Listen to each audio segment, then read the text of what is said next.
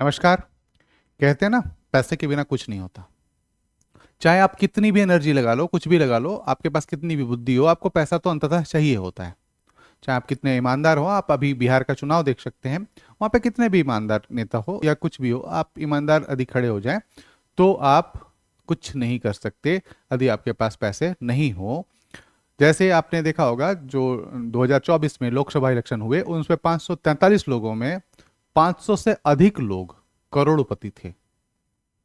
मतलब घोषित रूप से करोड़पति थे। अन्य संपत्ति की बात मैं नहीं कर रहा। उसी तरीके से जब हम बिजनेस स्टार्ट करते हैं, जब हम प्रोडक्शन स्टार्ट करते हैं, तो हमें सबसे जरूरत जो पड़ती है वो एक चीज है, उसको हम क्या कहते हैं? कैपिटल। और जो पैसे का रूप है, यहाँ पे क्या आता है? कैपिटल के रूप में, है ना? किस रूप में आता है? तो कैपिटल के रूप में आता है। ये कैपिटल है, ठीक है। और capital in economics any assets whether physical और financial use to produce goods and services. जो भी एसेट्स, जो भी संपत्तियां हमारे सेवा और उत्पादन के क्षेत्र में लगती हैं, उनको खरीदने के लिए जो पैसा लगता है उसे हम कैपिटल कहते हैं। चाहे लैंड खरीदना हो, लेबर खरीदना हो, है ना, कच्चा माल खरीदना हो, मशीनरी खरीदनी हो, कुछ भी खरीदना है तो क्या लगेगा? कैपिटल। अब कैपिटल दो तरीके का, यहाँ पे दो कैटेगरी हम लोग अपनाते हैं। एक तो है फिक्स्ड। क्या है? एक फिक्स्ड कैपिटल है। फिक्स्ड कैपिटल का मतलब जो एक बार लगा दिया उसे बार बार लगाने की आवश्यकता नहीं हो। जैसे मैंने एक माइक खरीद ली, अब इसके बार बार खरीदने की आवश्यकता मुझे नहीं है। उसी तरीके से एक बार मशीनरी खरीद ली या एक बार जमीन खरीद ली, फिर बार बार जमीन हम नहीं खरीदेंगे। उसे हम फिक्स्ड कैपिटल के नाम से जानते हैं, जो कि अस्थाई पूंजी है। एक क्या है? Working capital. वर्किंग कैपिटल क्या होता है? जैसे मान लो कि मैंने एक कपड़े की फैक्ट्री लगाई है, उसके लिए मुझे कपास खरीदना है। और कपड़े की फैक्ट्री लगाई, कपास खरीदना है, फिर सूते खरीदने हैं, और उसमें क्या हुआ? सारा माल बना और फिर वो बिक गया, तो फिर से कपास खरीदना पड़ेगा।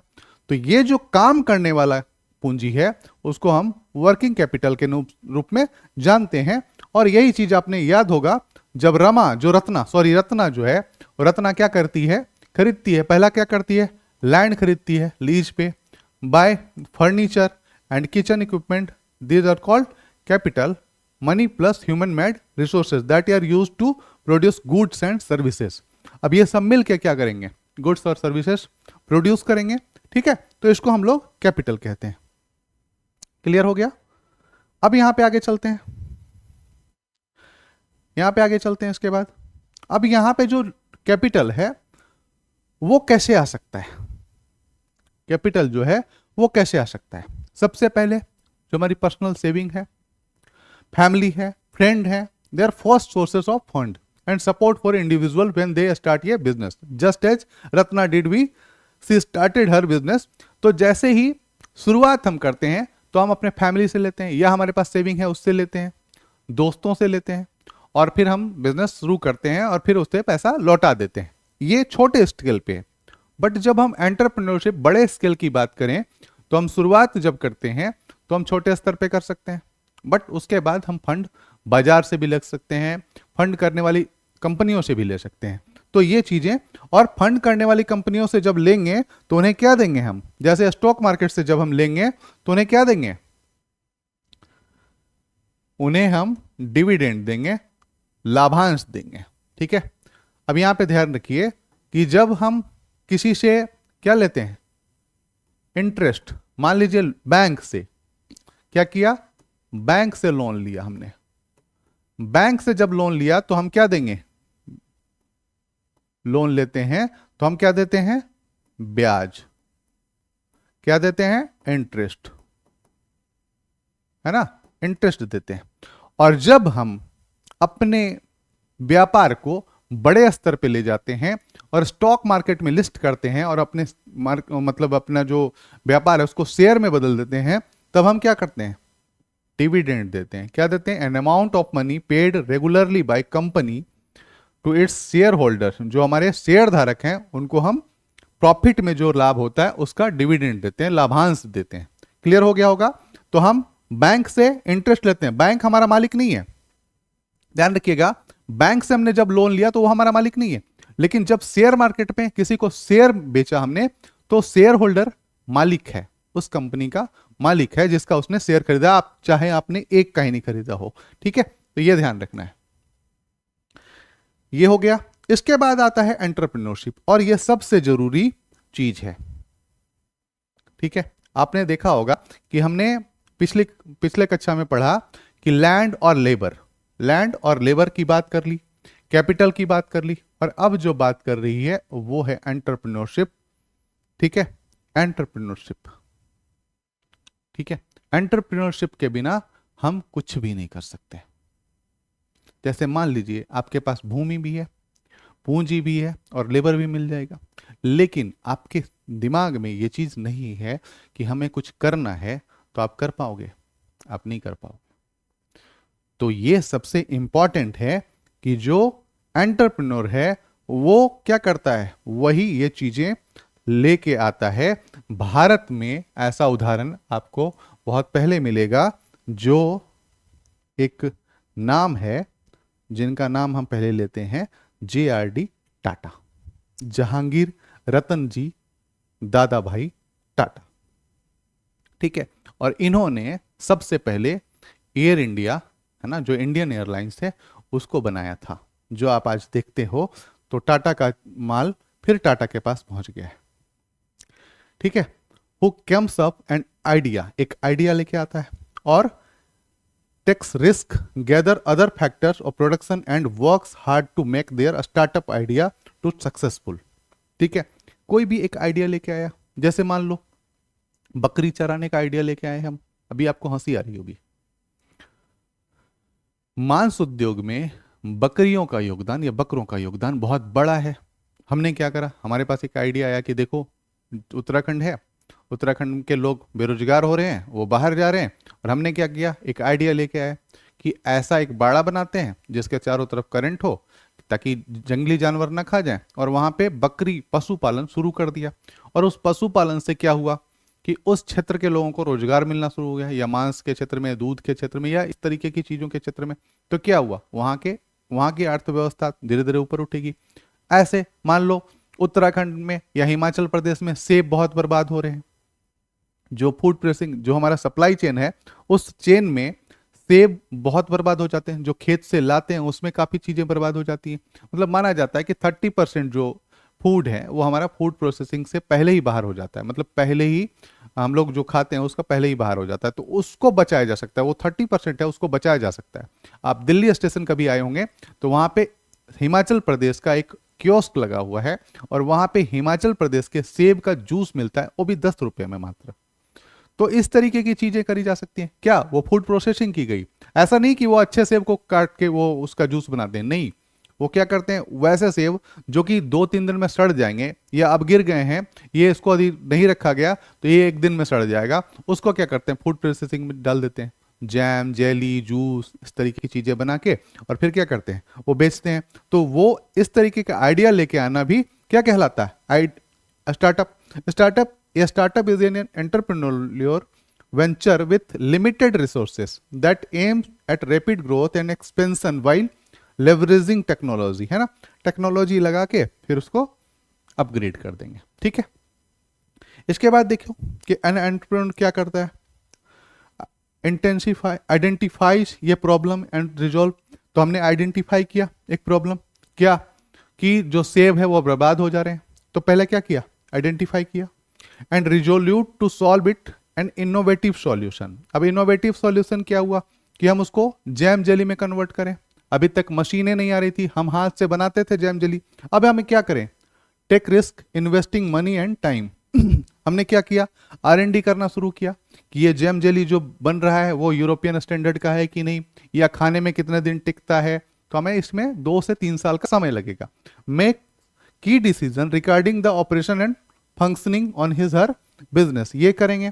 उसके बाद combine various factor of production करेंगे और contribute to the welfare society with his her innovation. और उसके बाद जो सेब बागान वाले हैं उनके साथ ये कंट्रीब्यूट करेंगे, साथ में मिलकर काम करेंगे। ठीक है, तो ये एंटरप्रेन्योर का काम है।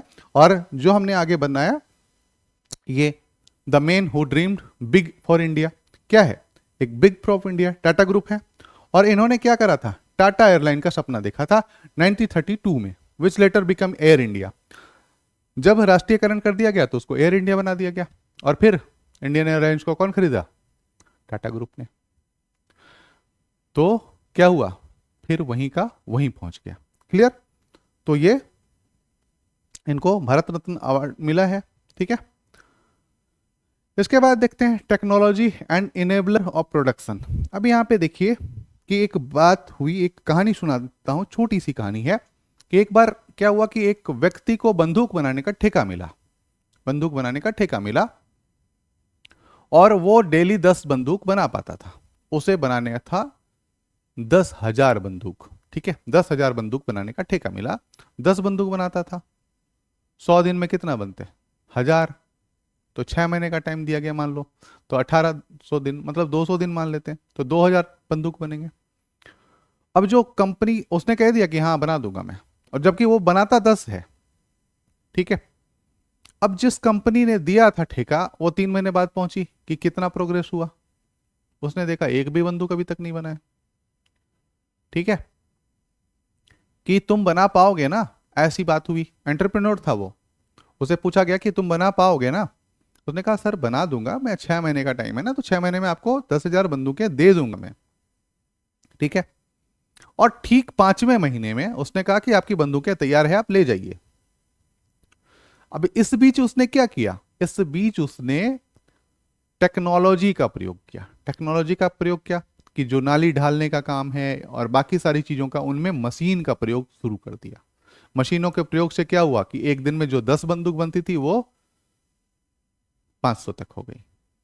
ठीक है, अब 500 तक हो गई तो 10,000 बनाने में 20 दिन, 20 दिन में 10,000 बंदूकें बना दी, और फिर क्या हुआ, सप्लाई होगी। तो टेक्नोलॉजी क्या करता है, वो हमें एनेबल कर देता, मतलब सक्षम बनाता है कि हम आसानी से अपना काम कर सकें, है ना। ये यहाँ पे आप देख पा रहे होगे कि हमें छिड़काव करने में, बहुत बड़ा खेत है, मान लो 10 हेक्टेयर का या 100 हेक्टेयर का खेत है, हमें छिड़काव करने में हो सकता है 100 मजदूर लग जाएं या 20 मजदूर लग जाएं। यहाँ पे एक ड्रोन पूरे खेत को एक जैसा स्प्रे कर देगा। तो क्या हुआ, ये टेक्नोलॉजी है। यहां पे आप देखो, जो सर्जिकल प्रोसेस है, मानव ने देखा होगा कई बार चाकू छोड़ देते हैं, कई बार ग्लव्स छोड़ देते हैं, कई बार पेट के अंदर कुछ कुछ छूट जाता है। ये क्या करेंगे, ये एक भी चीज नहीं छोड़ेंगे, ये एक एक करके काउंट कर लेंगे कि ये चीजें नहीं है। और वो जैसे आप जब गाड़ी में बैठते हो, कार में बैठते हो और सीट बेल्ट नहीं लगाते हो, तो पी पी पी पी की आवाज आती रहती है। उसी तरीके से यदि एनेबल कर दिया जाए तो ये पी पी पी की आवाज करता रहेगा कि एक जो टूल है वो कम है, कहीं पेट में तो नहीं छोड़ दिया। तो इस तरीके की चीजें क्या होगी, बहुत ही शानदार हो जाएगी। तो टेक्नोलॉजी जो है हमें सपोर्ट कर रही है। ठीक है, और एंटरप्रेन्योर इसमें क्या बोलते हैं, और सपोर्ट कर रहे हैं। जैसे यहाँ पे देखो एक क्वेश्चन पूछ दिया गया है, जैसे ये सोचो कि अभी भी इस तरीके के काम में हम टेक्नोलॉजी का प्रयोग नहीं कर पाए हैं, बट आगे नहीं कर पाएंगे ऐसा संभव नहीं है। हो सकता है इसके जगह में एक रोबोट आ जाए, है ना, हो सकता है इसके जगह में एक रोबोट आए, ईंट उठाए और सीधे जाके रख दे, आपको कुछ करने की आवश्यकता ही नहीं। ठीक है, तो इस तरीके की चीजें, यहाँ पे रस्सी की जगह में कुछ और चीजें हो जाएंगी। तो अभी हम लोग आगे देखेंगे। ठीक है, अब यहाँ पे देखो, technology paving the way of accessing knowledge, skill and job opportunity. अब यहाँ पे आप जो सीख पा रहे हो, मेरे द्वारा या किसी के द्वारा भी सीख पा रहे हो, वो कैसे सीख पा रहे हो, टेक्नोलॉजी के माध्यम से। तो टेक्नोलॉजी जो है वो बहुत सपोर्ट कर रही है ना, आज के ज़माने में। और नेशनल कैरियर सर्विस है, वहाँ पे आप लोग ये चीज़ें देख सकते हैं। जैसे यहाँ पे कई, स्वयं एक gov.in है और ncs.gov.in, ये जो नीचे वाला है इसमें रोजगार की बात की गई है। इसमें जो है कई प्रकार के टेक स्किल जो सिखाने की बात की गई है, स्वयं .gov.in, और यहाँ पे रोजगार की बात, जितने भी जो भी वैकेंसी निकलती है उसकी बात यहाँ पे की गई है। ठीक है, इसके बाद है how are the factors connected. अब यहाँ पे देखो कि ये जो फैक्टर हैं ये कनेक्टेड कैसे होते हैं। देखो, कोई भी एंटरप्रेन्योरशिप हो, उसे कहीं पे भी काम करने के लिए एक जमीन तो चाहिए ही होगी। ठीक है, जमीन तो चाहिए, पहली बात, सबसे पहली बात। और जमीन के बिना, है ना, जमीन के बिना वो काम कर पाएगा, नहीं कर पाएगा। जमीन के बिना, जैसे भूमि, जल, है ना, हवा, इस तरीके की चीजें, विद्युत, इस तरीके की चीजें जो चाहिए वो यहाँ पे। उसके बाद है लेबर। अब जो भी काम करे, चाहे कंप्यूटर में काहे नहीं करे, चाहे मैनुअली काहे नहीं करे, जो भी काम करे उसमें लेबर तो चाहिए ही। स्किल चाहिए या नॉन स्किल चाहिए, वो तो चाहिए ही चाहिए। तो ये जो चाहिए वो बिल्कुल चाहिए। अब लैंड नहीं रहेगा तो लेबर कहाँ काम करेगा। दूसरी बात, लेबर के लिए कैपिटल चाहिए। यदि कैपिटल ना रहे तो ना लैंड मिलेगा ना लेबर मिलेगा। ठीक है, तो ये तीसरा जुड़ा। अब एंटरप्रेन्योरशिप ना हो तो इन तीनों का कोई काम नहीं है। लैंड, लेबर, कैपिटल जब तक एंटरप्रेन्योरशिप के साथ ना हो तब तक कोई काम नहीं है। और आज के जमाने में जब तक ये पांचवा फैक्टर भी ना मिल जाए, चार फैक्टर तो आपने देख लिए, ये फैक्टर भी यदि ना मिल जाए तो भी काम नहीं हो पाएगा। ये पांचवा फैक्टर भी आजकल अनिवार्य हो गया, कंपल्सन हो गया। कुछ क्षेत्रों को छोड़ दीजिए तो अनिवार्य हो ही गया है। क्या हो गया, जैसे मान लीजिए एग्रीकल्चर, एग्री में जाते हैं हम, तो एग्रीकल्चर में क्या होता है, फिर ये सोचो कि किसानों को टेक्नोलॉजी मिल गई है, मोबाइल में पता चल जाता है कब कौन सी बरसात होने वाली है, कैसा तूफान आने वाला है, कैसी चीजें आने वाली है। तो इस क्षेत्र में जहां पे टेक्नोलॉजी का कम से कम उपयोग माना जाता है, यहां पे भी टेक्नोलॉजी का प्रयोग होना शुरू हो गया है। उसके बाद agriculture, construction, handicraft sector relies, है ना, more on labour and thus labour intensive, while semiconductor chips और satellite require more capital, specialised machinery and are capital intensive. कहीं पे ये हो सकता है कि जो अनुपात हो, अनुपात किसका, लैंड, लेबर, कैपिटल, एंटरप्रेन्योरशिप का, इन तीनों का हो सकता है कि ये कम लगे, ये कम लगे, लेकिन ये ज्यादा बढ़ जाए और टेक्नोलॉजी ज्यादा बढ़ जाए। हो सकता है कहीं पे ये कम लगे, कृषि क्षेत्र में ये कम लगे, लेकिन ये बढ़ जाए और ये बढ़ जाए, जैसे कृषि क्षेत्रों में, है ना। जैसे ये देखिए लेबर, है ना, क्या है, हैंडीक्राफ्ट, एग्रीकल्चर, कंस्ट्रक्शन, इनमें क्या है, लेबर ज्यादा लगेगा। ठीक है, तो ये चीजें हैं जिसमें एंटरप्रेन्योरशिप में आपको ये चीजें देखनी है। ठीक है, इसके बाद आप आगे देखेंगे।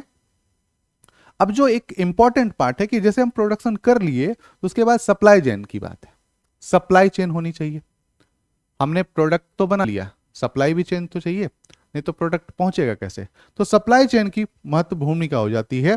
और supply chain network of individual, organisation, resources, activities, technology that are involve in the production and sale of goods. पूरा का पूरा सप्लाई चेन जो है product of sales of goods के उसमें लगा होता है। ठीक है, when a disruption in supply chain, जब डिसरप्शन हो जाए सप्लाई चेन में तो फिर पूरा का पूरा मामला रुक जाएगा। जैसे मान लीजिए आपने बहुत सारी दवाएं बना ली, उन दवाओं की मांग बंगाल से आई है, आप दिल्ली में हो और बंगाल कोई ट्रक जाता ही ना, तो सप्लाई चेन में बाधा हो गई, तो क्या काम आएगा।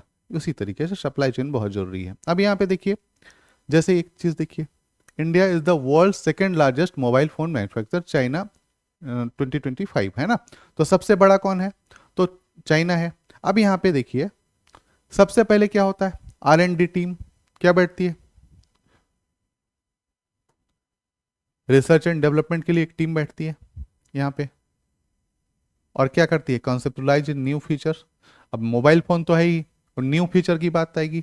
उसके बाद फिर क्या करेगी, acquired land and setup factory, फिर एक्वायर्ड रॉ मटेरियल, कच्चा माल, फिर असेंबल करेगी, इंस्टॉल सॉफ्टवेयर करेगी, फिर टेस्ट करेगी फोन का, then mass production, then distribution. तो ये एक पूरा क्या हुआ, सप्लाई चेन है, असेंबली वाला माल है ना, असेंबली का एक वो है।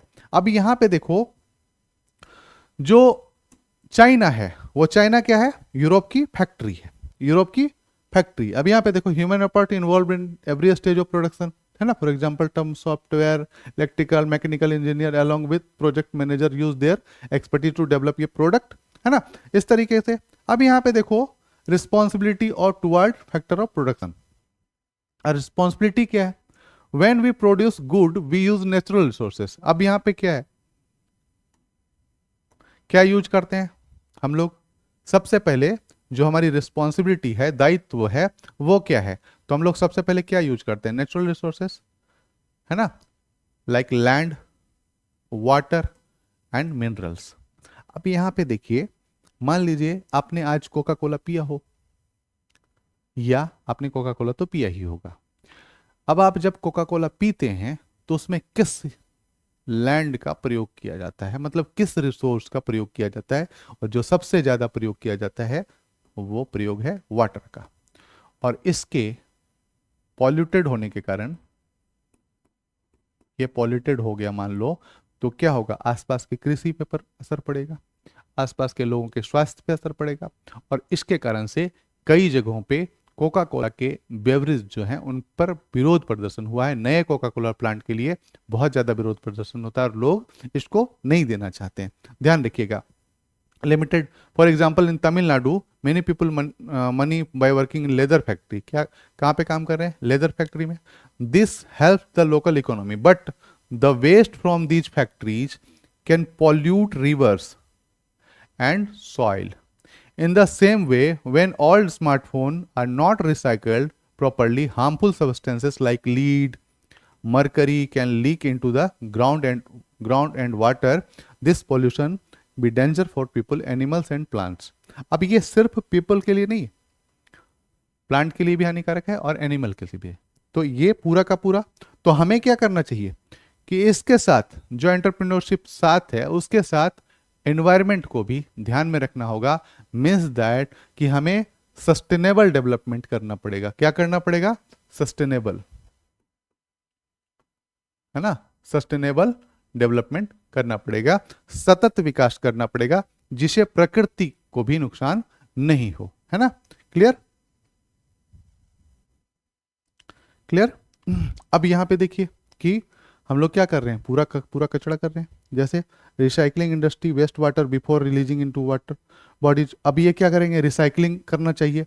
तो वाटर बॉडीज में छोड़ने, नदी में छोड़ने से पहले उनका क्या करना चाहिए? उपचार करना चाहिए, तब छोड़ा जाना चाहिए। यहाँ पे भी देखो रिसाइकल क्या है, use of recycle product input. ये जो पेपर हैं या फिर इस तरीके के गत्ते हैं, ये क्या हुआ? रिसाइकल होने के लिए आए हैं। इनका यदि हम रिसाइकल करते तो आपको याद होगा कि यदि हम 1 मीट्रिक टन का वो करते हैं तो 17 पेड़ बचा लेते हैं हम लोग, है ना। तो इस तरीके से बहुत इंपॉर्टेंट है। इसके बाद है, अब ऐसा हो ही गया तो क्या हुआ? Fair compensation and working condition, skill development and training, work place right and protection. अब यहां पे देखिए कि कई बार ऐसा होता है कि उचित कार्य मतलब स्थल हो, जैसे हम गए कहीं पे काम करने के लिए, वहां पे बहुत ज्यादा नमी हो या बहुत ज्यादा ऐसी गंध हो जिसमें हम वहां पे काम नहीं कर पाए, तो क्या होना चाहिए? For compensation on working condition, है ना। ऐसा होना चाहिए, need to ensure that worker are paid fairly for their labour and that they work in safe environment. तो अच्छे एनवायरनमेंट में काम करने के लिए और जितना काम कर रहे हैं उसके, तो इसमें आपने देखा होगा कई राज्यों ने मिनिमम वेजेस एक्ट बनाए हैं कि उससे कम मजदूरी नहीं दी जा सकती या कम सैलरी नहीं दी सकती। Skill development and training, there is a responsibility to invest training and education. तो ट्रेनिंग और एजुकेशन पे सरकार निवेश करे ताकि क्या हो? लोग स्किल सीखें। इससे क्या होगा कि लोगों को स्किल आएगी और इकोनॉमी बूस्ट करेगी। उसके बाद है work place right and protection. जो भी काम करने जाएं, जहां पे वर्क प्लेस है, जहां पे काम करने चाहे, वहां का कानून या उस ऐसा कानून होना चाहिए जहां पे किसी के अधिकारों का हनन नहीं होता हो, है ना। इसमें पोस्ट एक्ट आपने देखा होगा, प्रिवेंशन ऑफ सेक्सुअल हैरेसमेंट, आपने देखा होगा, POSH, prevention of sexual harassment women के लिए वो इंपॉर्टेंट है। ठीक है। उसके बाद है बिफोर मूव ऑन, तो ये आज की क्लास थी। कल हम अगले क्लास में हम फिर मिलते हैं एक नए चैप्टर के साथ। और एनसीईआरटी की ये क्लासेस यदि आपने देख ली हैं तो आपको इकोनॉमी की बेसिक ABCD बहुत अच्छे से समझ में आएगी। आप जुड़े रहिए और लगातार देखते रहिए। लाइक शेयर सब्सक्राइब कर सकते हैं आप, और करना भी चाहिए। यदि आप सही में पढ़ना चाहते हैं, सही में देखना चाहते हैं तो जुड़े रहिए। धन्यवाद।